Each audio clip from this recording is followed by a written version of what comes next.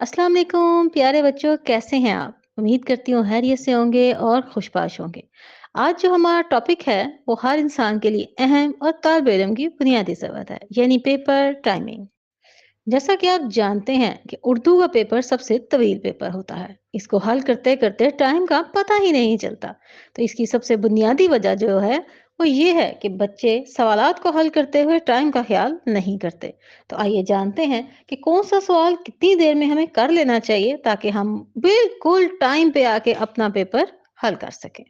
सबसे पहले जानते हैं कि उर्दू के पेपर के लिए हमें कितना वक्त दरकार होता है। तो जनाब, इसका वक्त है 2 घंटे 30 मिनट। इसमें 20 मिनट आपके हिस्सा मरूसी के होते हैं और 20 मिनट के अंदर आपने इस मरूसी को हल करना होता है। तो मरूसी के अंदर हमें किन किन सवालात से गुजरना पड़ता है? सबसे पहले मुसन्निफीन के तारुफ, शुअरा के तारुफ, असबाक की मरूजी, नज़्मों और गज़लों की मरूजी, और उसके साथ जो सबसे अहम चीज़ है वो है ग्रामर।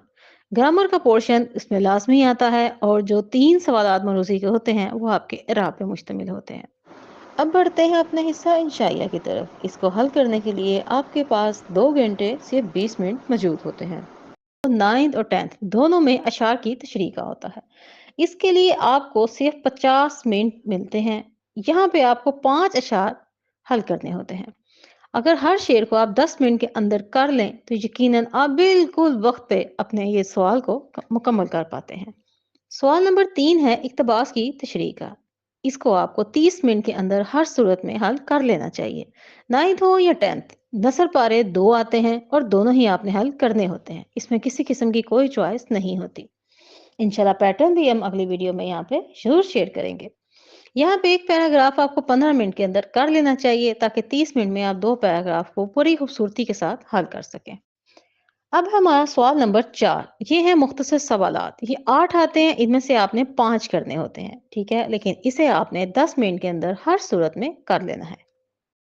सवाल नंबर 5 है हमारा खुलासे का। ये खुलासे जो हैं ये असबाक के होते हैं। असबाक मीन सबक की जमा। जो आपके असबाक हैं ये 2 आते हैं और इसमें से आपने एक खुलासा करना होता है। यहाँ ये बात बताती ही चलूं कि खुलासे के अंदर मुसन्निफ का नाम लाजमी तहरीर करते हैं। ये ठीक है कि ये पैटर्न एफएससी लेवल का है, लेकिन हमेशा खुलासा लिखते हुए मुसन्निफ का नाम लाजमी तहरीर किया जाता है। सवाल नंबर 6 मजमून का है। ये 3 मजमून आपको आते हैं, इसमें से एक आपने हल करना होता है। जो ज्यादातर देखा गया है, इसमें एक मजमून करंट इश्यूज पे होता है जबकि 2 मजमून अमूमन आपके सिलेबस में से ही आते हैं। लेकिन ये बात याद रहे कि मजमून की तवालत सिंगल अगर देखा जाए तो 5 सफ़हात पर मौजूद होना चाहिए। हर सफ़े के ऊपर आपने एक रेफरेंस लाजमी होना चाहिए, और रेफरेंस अगर शेर की सूरत में है तो कट मार्कर से, और अगर कोल यानी कोटेशन की सूरत में है तो वो सादे मार्कर से तहरीर किया जाता है। ये बात तो आप जानते ही होंगे कि कोई भी रेफरेंस देते हुए या मार्कर इस्तेमाल करते हुए ऊपर एक लाइन और नीचे छोड़ दी जाती है। आखिरी सवाल है सवाल नंबर 7, यानी तफहीम अबारत। ये आपके नसाब में से ही लिया जाता है।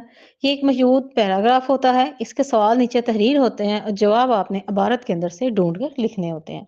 लेकिन ये आपको सवाल सिर्फ 7 मिनट के अंदर अंदर लिख लेने चाहिए।